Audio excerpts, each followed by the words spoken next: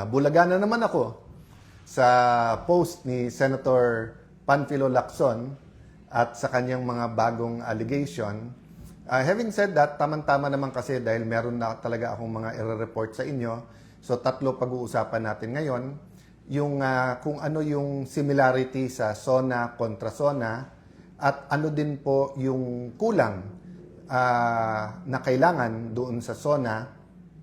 Isang element lang to. Tapos meron pong na-receive from the Supreme Court. So gusto ko itong basahin sa inyo at gusto ko sanang hingin na pag-pray nyo. And then of course, tugon or pag-usapan po natin ang sinabi ni Senator Lacson today and also the past few days. No? Let's do it in a very sober manner.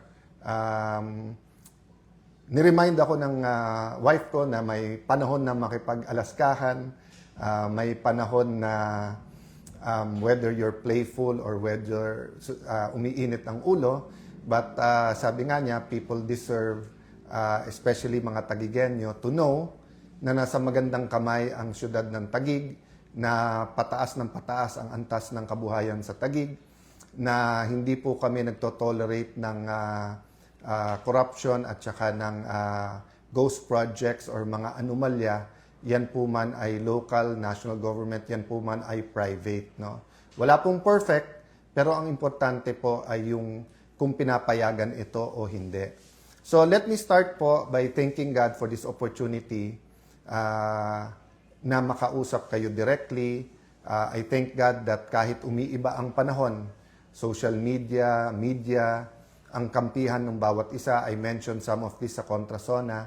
If hindi nyo po napanood, nasa Facebook po natin, pakitignan nyo. I think it will also be on YouTube. So let's start po with the biblical principle that we've been talking about. Kung anong ating itatanim, yan ang ating aanihin. Again kung ano ang ating itatanim, yan ang ating aanihin. Ang common example na binibigay dyan, di ba? Hindi ka pwede magtanim ng buto o ng seed ng mangga, tapos ang gusto mo anihin ay santol. So sa isang bansa, hindi pwedeng bad governance. For example, kulang sa planning, wala kang planning sa mass transportation, yan ay maging mga bus lane o yung mga rapid bus systems, yan po ay maging mga trains, mga ferries, tayo archipelago, kaya yung RoRo napaka-importante. Pag hindi mo plinano yan, tapos magkagulo, traffic parate, baha parate, hindi mo pwedeng sabihin ngayon, ba't nagkaganon? Kasi ano ba ang tinanim natin? Kung ano tatanim natin, yan ang ating anihin. So napaka-importante din malaman yung why, yung bakit, di ba? So why do we have to talk about all of this and why do we have to talk about yung allegations ni Senator Lacson? Siguro yung iba, meron pong ilan na kahit sa page natin na tumutuligsa sa akin, sa aming magkapatid, ni Senator Pia, at sabi tumahimik na lang kayo. So bakit po namin kailangan magsalita? You know, we all, when let me address myself to Christians, no? Whether, anuman ang church, no? Catholic, Aglipayan, evangelical churches, lahat ng Christian churches, no? I reference the Christian churches because alam ko yung prayer. Hindi ko alam yung prayer ng ibang religion. Although may curiosity din ako at pinapakinggan ko minsan. But, di ba sa lahat ng Christian, meron tinatawag na the Lord's Prayer o yung tinuro ng Panginoon Jesucristo. At may part doon na nagsasabing, your kingdom come here on earth as it is in heaven. So, ibig sabihin, may recognition tayo na ibang-iba po ang kingdom sa heaven at yung kingdom dito sa earth. Ibang-iba po kung ang Diyos natin ay tunay na Diyos kasi doon walang sakit, walang sinungaling, walang pagnanakaw, walang gutom, and kultura din yon. Pero sa ating bansa at sa kahit anong bansa sa buong mundo, stealing, cheating, lying, yung makaisa ka sa kapwa mo. So even in the best run countries, hindi rin po perfect, di ba? Pero dun sa hindi maganda ang pagpapatakbo ng bansa, inaani po talaga natin ay kahirapan. No? Hindi mapagamot ang mga kamag-anak, hindi makapag-aral mga anak, napipilitan humanap ng trabaho sa abroad, hindi makakain ng 3 beses sa isang araw, tapos hindi talaga mawala-wala sa atin ang mga may trabaho nga, pero isang kahig, isang tuka. Meaning, hindi man lang makapagpahinga o hindi man pwedeng umabsent kahit may sakit na. Kasi pag umabsent, wala talagang kakainin. So yung bakit kailangan natin lumaban? Kasi po, iilan lang po kaming nagsasalita. At kahit naman po ako, nung hindi po ako yung front and center, iilan silang nagsasalita. At marami sa kanila ay kinukulong, kinakasuhan. Yung KKK, kung tawagin ko po, no? Kuyog, tapos kaso, tapos kulong.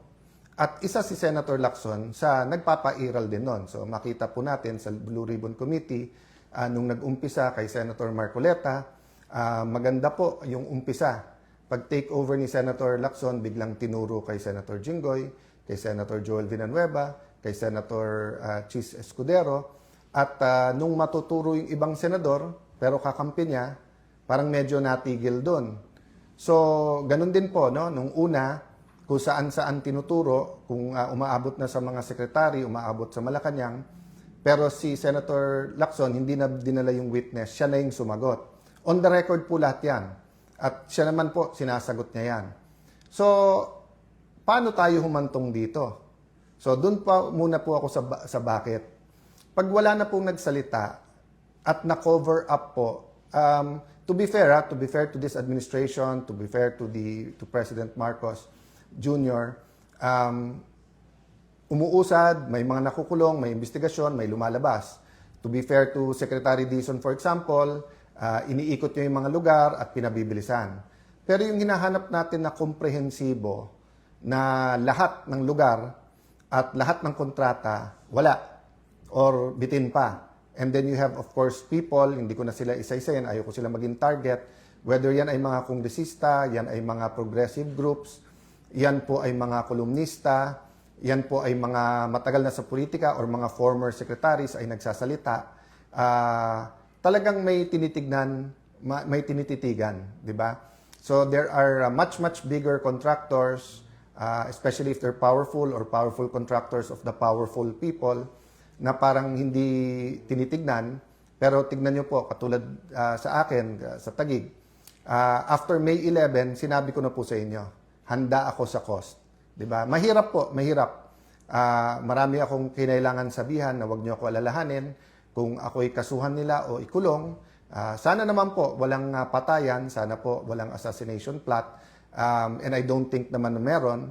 Pero yung kaso at kulong, tinanggap na po namin yan. Diba? At marami nagsasabing, yung kaso ni Senator Marcoleta, wala yan, hindi totoo yan, never nagkaroon ng ganyan, na campaign donation, sasabihin plunder, tapos sinabi yan sa mga nag-donate like Mike Defensor, huwag kayong mag-alala, bailable yan kasi hindi naman porke nag-donate ka at siya na plunder, ikaw rin. Pero kita mo, nakakulong na sila ngayon, di ba?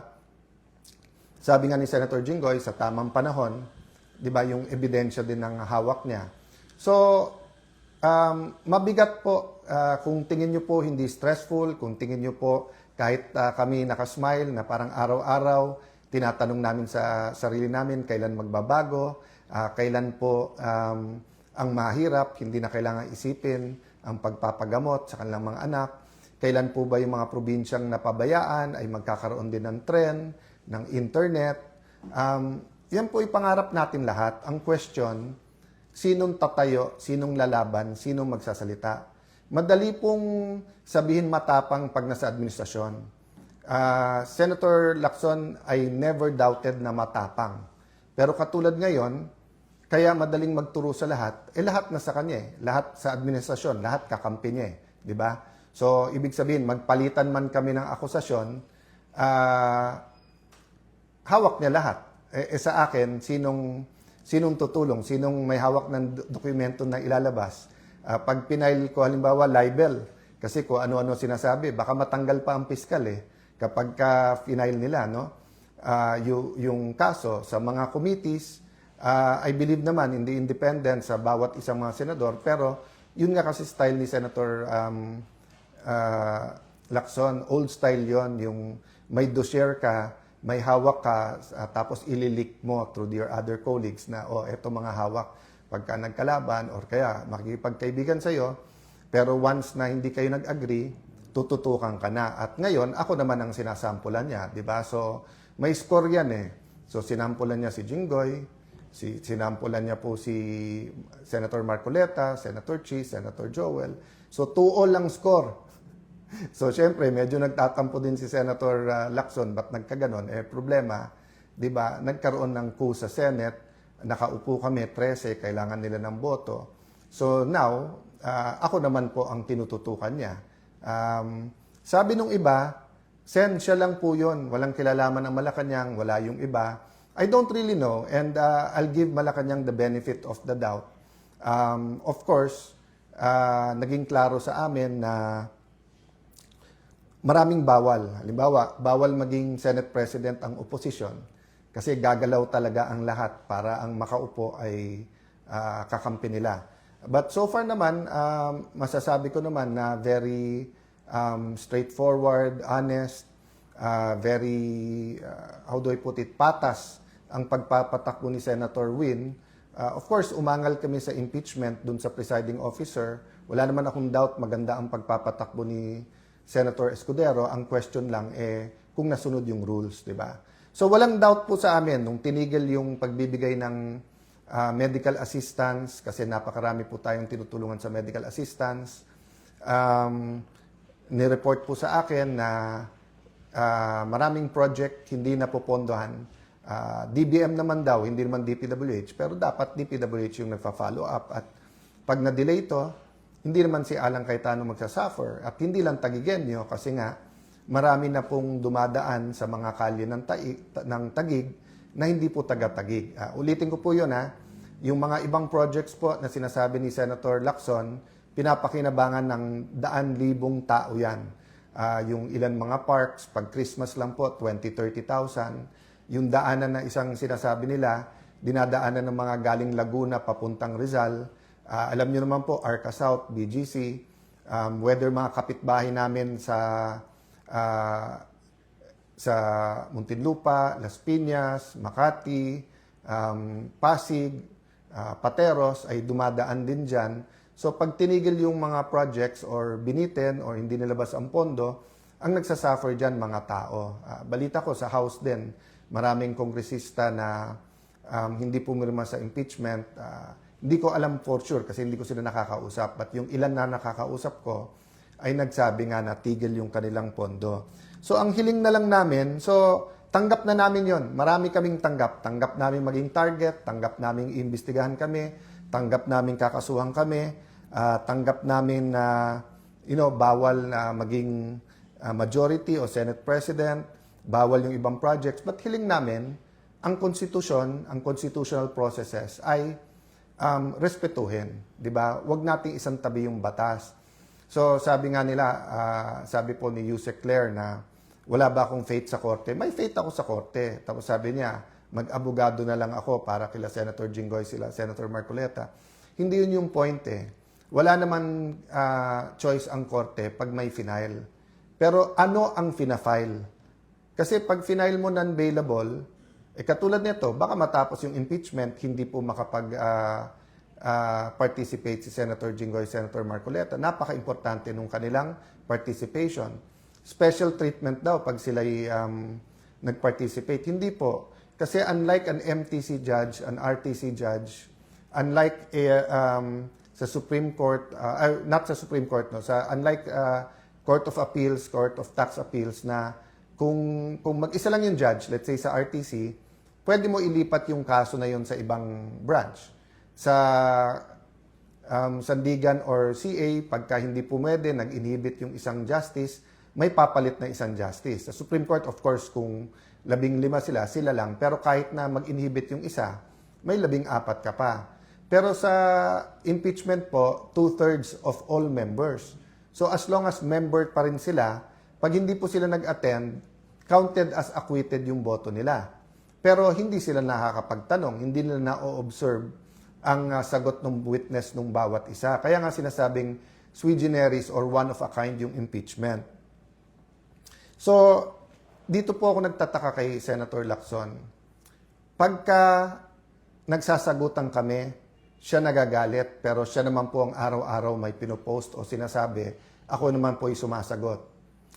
Pagka may sinabi ako, babaliin niya. tapos sasabihin niya ay cross the line. Ano pong example nun? Di ba po ang topic natin, kung tama na yung Supreme Court ay magbigay ng supina sa BIR, sa AMLA at saka sa mga bangko. At ang sabi po ng prosecution, kasi nga hindi tumugon o hindi tumama sa kanyang kita at sa kanyang SALN ng Vice President. So, kinumpare ko lang to. No? So, sabi ko, kung si Senator Lacson tumaas ang SALN, ibig ba sabihin, pwede na natin isupina. Di ba? Yung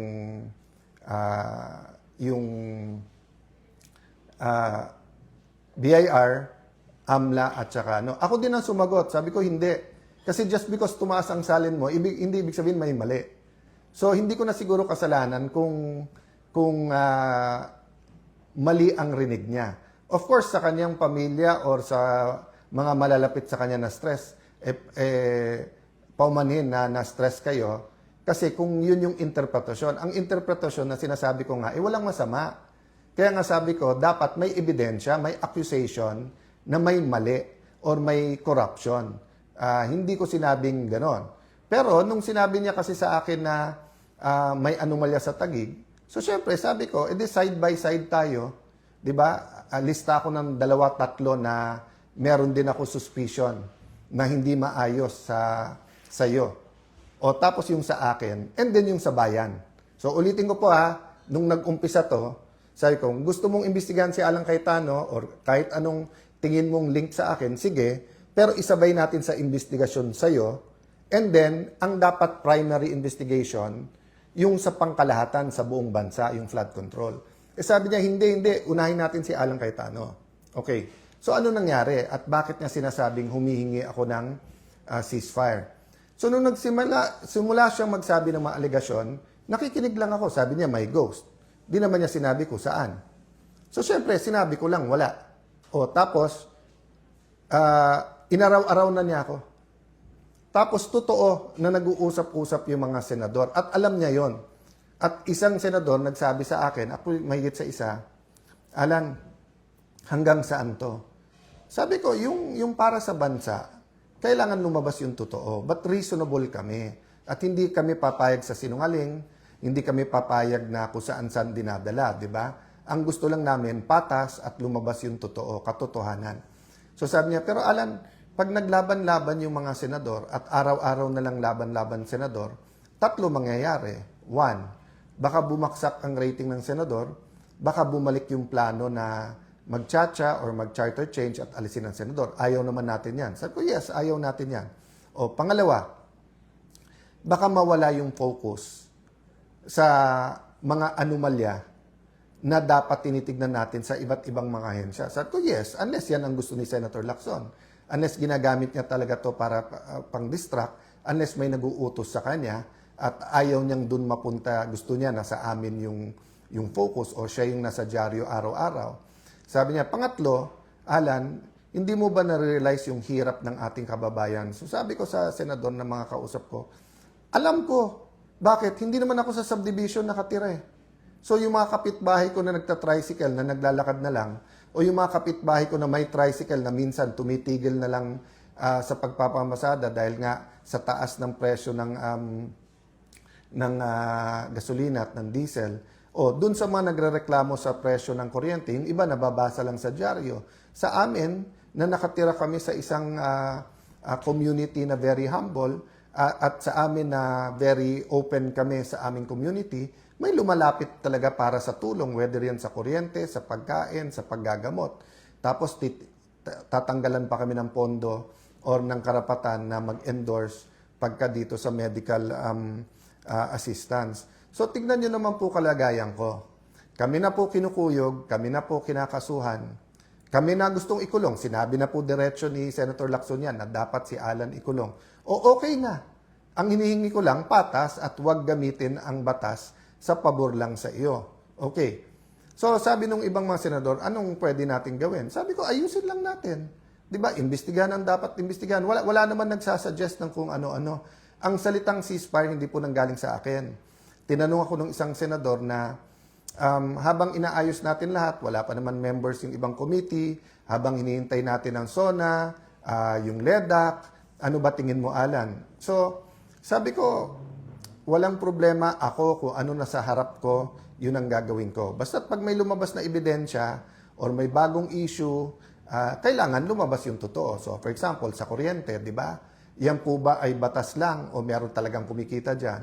Yung presyo ng langis, yan po ba talaga ay dala lang po ng conflict sa Middle East o meron po talagang mga oil companies na nagte-take advantage? Kaya marami nagagalit sa akin. Kasi whether yan po ay online gaming, whether yan ay vape, hindi ako pwedeng tumahimik dyan. Bakit? Mas takot po ako sa Diyos kaso sa tao. Di ba?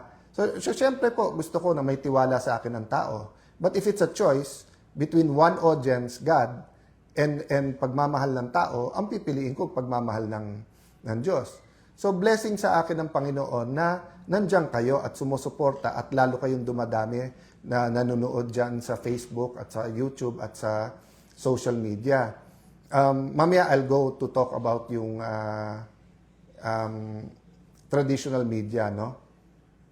So, nung ako'y tahimik, nagagalit si Senator. Nung ako'y nagsasalita, hindi naman araw-araw din yun eh. Sabi nila, araw-araw nagfe-Facebook. Tignan nyo po yung mga post ko. Hindi po araw-araw yun.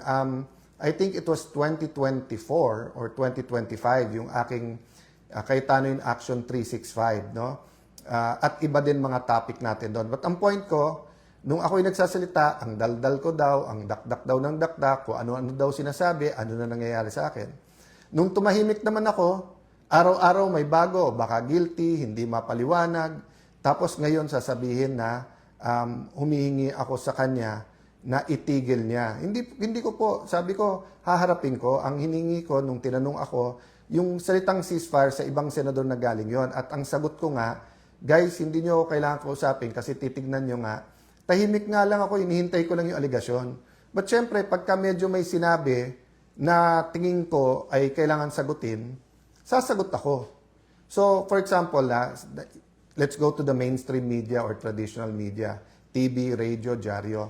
Nung bata ako, pag sinabi ko, halimbawa, magnanakaw si Juan de la Cruz, siguro on the first day, lalo ko si Juan de la Cruz ay kilala, lalabas yan sa front page, sa inner pages, babasahin sa radyo yan, baka lumabas sa news na Cayetano says, Juan de la Cruz is allegedly magnanakaw. Pero pag yung second day, sinabi kong nagnakaw ng bahay yan, ng agaw ng lupa, pero wala akong puweba, wala akong nilabas na specific, baka hindi na ilabas sa news yan. Pag susunod na araw, sasabihin ko, carnapper yan. Pero hindi ko maturo ko anong kotse ang kinarnap, hindi na lalabas yan. Pero kay Senator Lacson, everyday nag-tweet-tweet, may ghost, baka hindi ghost, double appropriation, baka isang picture, baka ganito. Araw-araw, nasa lahat ng dyaryo, nasa news. Hindi ko alam kasi hindi ko naman pinapanood interviews niya kung tinatanong man lang siya, Sir, ano yan, saan? Pero nire-report, di ba? So, wag din magtaka yung mga kapatid nating sa traditional media, sa mainstream media, kung bakit mas marami ang may tiwala ngayon sa independent vloggers, kung bakit sa Facebook, YouTube na nanonood yung iba. Kasi nung araw, iba yung editorial standards, iba yung journalism, yung bigat. So, I mean, in general, nandiyan pa. Pero in my case, no, and in many cases, tignan nyo yung sinasabi ko, di ba? Na 1 week, inaaraw-araw kami. Tapos, halimbawa, yung sinabing, we're worse than Bulacan. No, napakalaking, ano ba yung pondo sa Bulacan, sa isang distrito lang yon, times 5 ba? Kaso sa Taguig. Tapos sa Taguig, yung pondo, kasama naman dyan mga kalye, kasama dyan mga multi-purpose buildings, school buildings. At sa Taguig, makikita nyo, gumaganda ang buhay ng mga tao. I really don't mind the investigation. Basta patas lang. So, concern po yan ng buong Senado at ng mga kasamahan. Kaya lang nga, medyo ilag din kay Senator Lacson. And ayaw ng maraming senador na may gulo. So for example, today, di ba? Alam nyo po, hindi ko ka-close, hindi ko kasundo si Senator Erwin. Pero I support yung hearings niya sa Committee on Energy para mapababa ang presyo ng kuryente. Nag-privilege speech siya, hindi na ako nag-interpellate. Bakit? Baka matumbok niya eh. Pag natumbok niya, kahit hindi ko siya ka-close, at bumaba presyo ng kuryente, good for all of us. Di ba? So, hindi ko na po sinagot yung mga reasons kung maghihiring o wala. Kasi nga, marami pang pag-uusap. Ako mismo, hindi ko, without Senator Marcoleta, without Congressman Mike Defensor, I don't know sino pa yung mga witnesses na pwede. Marami ako alam, marami akong nakita. Pero hindi naman pwedeng ako mag-testify, lalo kung hindi ko hawak yung mga dokumento or nakita ko lang ito. Pero alam ko na marami pang dapat imbestigahan, di ba? So, ang point ko po mga kababayan, parang sala sa init, sala sa lamig ang gusto po ni Senator Lacson. Pag tumahimik, guilty na o umaareglo, etc. No? So, pwede ako either way. Pag sinabi ng mga senador, focus tayo sa ekonomiya, naghihirap mga tao, siguraduhin natin maganda takbo ng impeachment. Pag sinabing ilagay natin sa tamang timing yung hearing. To be fair to everyone, I think ang sinasabi, ano ang hihiring, ano timing ng hearing, etc. Walang nagsasabing, meron pa isa-isa na gustong i-cover up to. So, kung si Senator Lacson sinasabi niya, mali ako at hindi siya kasama sa cover up, itama niya yung daan. Pero yung pinapakita niya sa tao ngayon na paggising niya sa umaga, ako lang nasa isip niya, 'di ba? At kami lang masama, samantalang makikita niyo yung kagandahan ng aming syudad. Very, very unfair po to. So, I'm giving Malacanang the benefit of the doubt. Kaya lang, siyempre, pag sinasabayan ng NBI na kung ano-ano sinasabi, tapos mali-mali, tapos hindi i-correct ang kanilang sarili, alam niyo po, yung sinabi kong tapang nila kasi nasa kanila naman ang lahat. Yun po yung sinasabi ni Senator Lacson na sabi niya, na wala akong hawak ng mga bala, pupunta ako sa gera. Hindi ko na isa-isahin yun, but I have instances and I have evidence na kung saan binabaliko niya. Kasi kaya niyang sabihan yung witness, eto sabihin eh. And then nakakulong ka na. Tapos yung witness, pagka isasuggest niya, yun ang state witness o hindi. So I'm not accusing anyone else as of now muna ha. Kasi nga maselan to and pwede namang ipakita yung ebidensya na hindi yung parang palengke yung atmosphere, di ba? So I've told everyone, kahit yung kumakausap sa akin, kumakausap sa amin o kung ano man. So hindi ko alam kung ano yung fear ni Senator Lacson. Ako'y tumahimik at sabi ko sa tamang venue at nasabi ko na po sa inyo dito po sa Facebook at uulitin ko, maraming katotohanan, next administration pa natin malalaman. Bakit po? Kasi yung atmosphere, yung mekanismo, yung batas, yung control din sa Senado, no, and sa ating buong bansa ay ibang-iba po ngayon, 'di ba? Pwede ba isabay-sabay? Oo, pero ayaw isabay-sabay. Ang gusto unahin lahat muna ng oposisyon. So, kung sasabihin pangulo para sa lahat, let's give him the benefit of the doubt, but nasa action wala sa salita 'di ba? So, kung isa-isahin kami mga oposisyon tapos sasabihin ni Senator Lacson, kita mo hindi guilty, etc. Siya na lang namimili Si Senator na lang Lacson na lang mamimili kung sino dapat kasuna o hindi. So kung final mo sa ombudsman, di pabayaan mo yung ombudsman mag-imbestiga at tignan natin. O kung gusto mo naman sa mga committee, iba't ibang committee sa Senado, basta patas. Ilabas ko rin yung alam ko whether sa iyo or kung paano mo tinatakot yung ibang mga senador.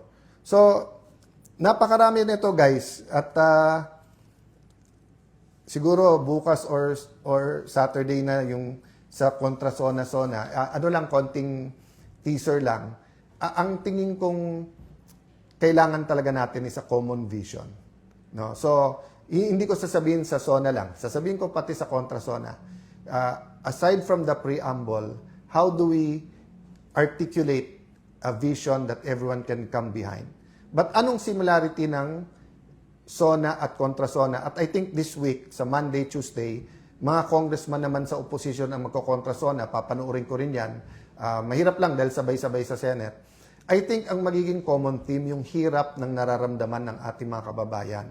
Kahit maganda ang trabaho ng ating mga OFW, kahit po medyo gumanda na ang negosyo ng iba nating kababayan, ang common word po ngayon ay mahirap. May konting common question, may pag-asa pa ba? Ang sagot dyan parati meron. Kasi kung sa Panginoon tayo aasa, meron talagang pag-asa. Let me close by reading this. I was looking for sabi ko nga yung biblical principle, 'di ba? Kung anong itatanim, yan ang aanihin. But I was really praying. I was asking God, asking the Lord Holy Spirit to lead us. Dinala niya ako dito sa Psalm 9, 17 and 18. Sabi sa Psalm 9, 9, 17, 18, "The wicked will go down to the grave. This is the fate of all nations who ignore God. But the needy will not be ignored forever. The hopes of the poor will not always be crushed." So hindi po ako nag-focus doon sa the wicked will go down to the grave kasi mahirap po, lalo kung leader ka, sasabihin mo, siya righteous, siya wicked, etc. So let God judge. But we know that a community, a church, a nation, business can become wicked.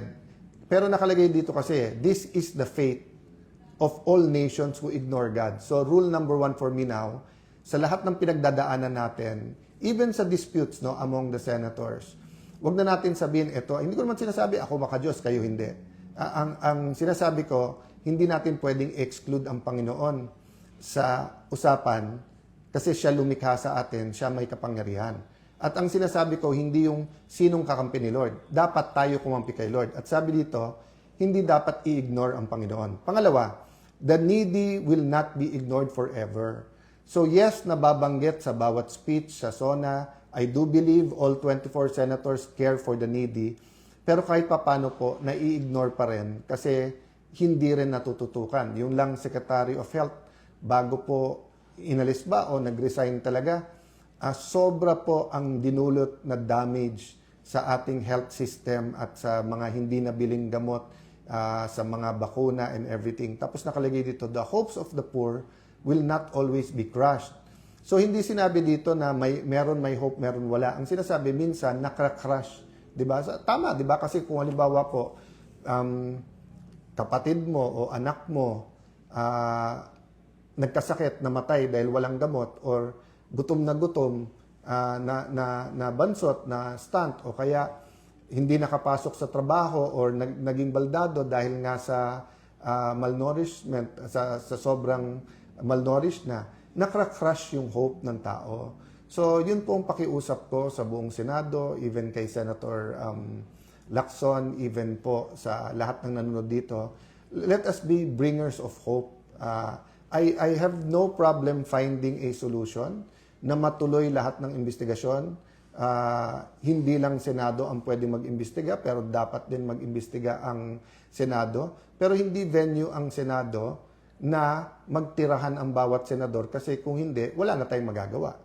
Pero hindi mo rin masisi ang isang senador, kasama na ako doon, na kung tatargetin nyo doon, magdidebate talaga tayo araw-araw kasi nga, kailangan ko ano ilalabas nyo sa akin, may ilalabas din ako. At wag nyo pong sisisihin if we will defend ourselves because we cannot defend the nation if we cannot defend ourselves. Diba? You want us to lose credibility para hindi kami pwedeng tumayo para sa ating bansa. Tapos kami ang sisisihin nyo pagka yung credibility nyo ay apektado. So kung gusto nyo, 0-0, start tayo from scratch. But what's the point? The point is, let's all start from the basis of truth. And kaya nga tayo nagdadasal bago magsesyon. In the hopes na ang manaig, hindi yung gusto natin, pero gusto ng Diyos. So, salamat ulit sa lahat ng ating mga kababayan and I hope to find the time by Sunday o before Sunday sa mga recap. And pasensya na po kayo kung ang laman parati ng news ay bangayan ng mga senador rather than yung napaka-importante na unang pangangailangan ng ating mga kababayan. Lastly, sa mga senador na nag-a-act ng peacemakers, blessed are the peacemakers. So, ang Diyos na ang maggantimpala sa inyo. So kung nami-misinterpret ang sinasabi nyo at nagagamit sa mali ang word na ceasefire o ilagay natin sa tama,